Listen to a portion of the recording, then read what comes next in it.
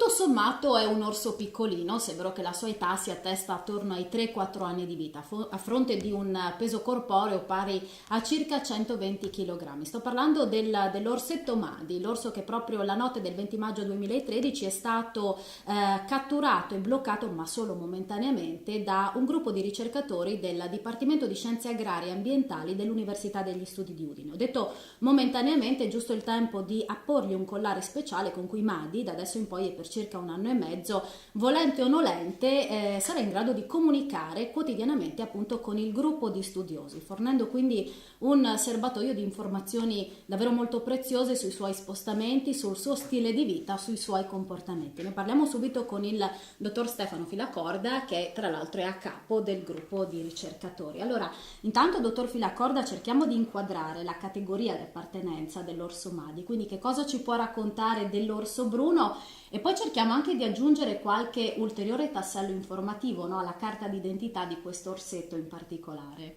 Sì, beh, l'orso bruno è una specie relativamente diffusa in Europa, anche se in particolare in Italia con una sottospecie presente sull'Appennino, che è in crisi dal punto di vista conservazionistico, con circa 40 individui, 50 individui dell'orso marsicano, è invece presente sulle Alpi, invece con una popolazione un po' più consistente di circa 40-50 individui in Trentino, reintrodotta con individui sloveni, mentre in Friuli praticamente consta di alcuni individui che provengono sia dalla popolazione del Trentino, soprattutto maschi, giovani, provenienti dalla popolazione slovena, che consta invece di 450 orsi. Noi abbiamo catturato uno di questi, dobbiamo ancora fare le analisi genetiche che verranno fatte all'Istituto Superiore per la Protezione dell'Ambiente a Bologna, che è responsabile come laboratorio di riferimento a livello italiano per i monitoraggi sull'orso bruno, e solo allora capiremo da dove viene in realtà Madi. Quindi un'identità insomma ancora da costruire pian piano. Ecco, l'orso, come dicevo proprio in apertura, è stato catturato e bloccato momentaneamente, è ovvio, la notte del 20 maggio. La cattura però non è avvenuta così all'improvviso, tout court, no? È stata preceduta da un periodo di, immagino, appostamenti, monitoraggi. E poi soprattutto per la cattura, raccontava, avete dovuto seguire un preciso protocollo. Vogliamo chiarire anche questo aspetto, che è sicuramente delicato ma importante. Sì, beh, innanzitutto viene sempre, diciamo così, l'integrità e il benessere dell'animale e delle persone che fanno l'intervento, in particolare delle persone che fanno l'intervento, perché sicuramente ha dei rischi, no, la cattura di un orso. Però devono essere dei rischi sempre commisurati ai rischi legati al benessere dell'orso. Catturandolo con una gabbia, la regola qual è? Che l'orso non può stare più di un'ora nella gabbia, entro un'ora deve essere narcotizzato, tutte le procedure poi devono essere tali per valutare minuto per minuto, secondo per secondo lo stato dell'animale durante la fase di narcosi, e la stessa post liberazione, che avviene appena in questo caso il narcotico finisce di fare il suo effetto, deve essere monitorata accuratamente per valutare che l'animale non abbia nessun problema. Il collare non viene mai lasciato per sempre su questi animali, ma ha dei tempi di rilascio, questo per evitare che ovviamente il collare limiti i movimenti dell'animale, ma anche nel rispetto dell'accrescimento dell'orso, che si accresce fino a anche 10 anni di età. Quindi noi abbiamo preso un adolescente che è in crescita e quindi dobbiamo rispettare la sua crescita, predisponendo dei collari che poi si staccano. Ecco, io l'ho detto prima, proprio attraverso questo collare Madi, volente o nolente, comunicherà con voi tutti i giorni. Come funziona praticamente, dal punto di vista proprio concreto, insomma, questo scambio comunicativo? Ma in realtà funziona con due sistemi distinti, uno più facile, che è un sistema telefonico, cioè il collare dell'orso è dotato di una scheda telefonica GSM e di un telefono praticamente, con il quale ci invia i suoi punti di localizzazione, ottenuti con un sistema satellitare GPS, quello normalmente utilizzato per l'autovettura ad esempio, e quindi ogni 7 punti GPS, noi adesso abbiamo una localizzazione che varia tra una e ogni 2 ore, quindi ogni 7-14 ore ci viene inviato un SMS laddove c'è copertura telefonica, che raggiunge i nostri computer e ci dice nelle ultime 7 ore dove si è mosso questo animale.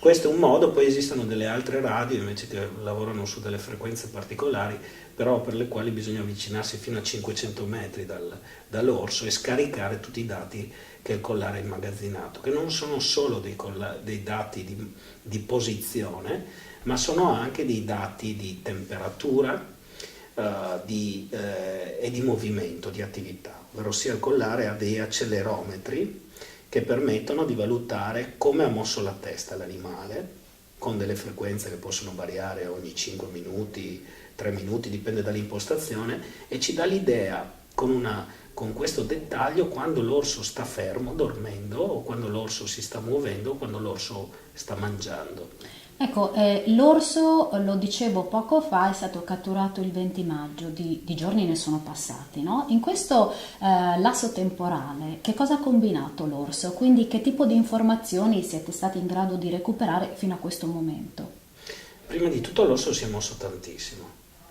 In realtà contemporaneamente è stato catturato un altro orso in Carinzia da un gruppo misto italo-austriaco, un orso adulto. Questo orso adulto invece, a dispetto del nostro, si è mosso molto di meno.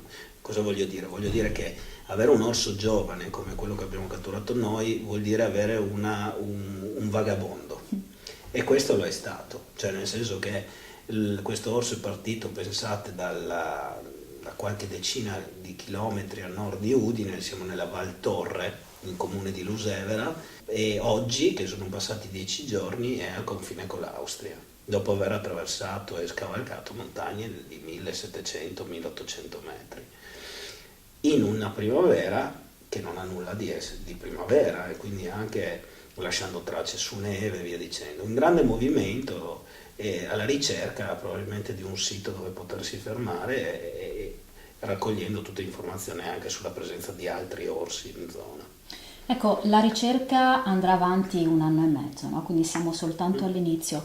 Che tipo di informazioni voi sperate di poter raccogliere, e quindi che cosa rappresenta ai fini della ricerca scientifica l'orso Madi, e quindi la cattura, insomma, che avete effettuato? Sì, allora prima di tutto l'orso Madi da solo nulla, nel senso che come sempre questi dati, se non vengono messi assieme ad altre informazioni, da altri orsi monitorati da noi come da altri gruppi di ricerca, rimangono sempre degli individui. Gli orsi sono già individui per il loro conto, quindi non si può mai, diciamo così, estendere i risultati di un solo individuo per trarre delle conclusioni importanti, però sono importanti perché messi assieme ad altre serie di dati sicuramente ci permettono di fare cosa?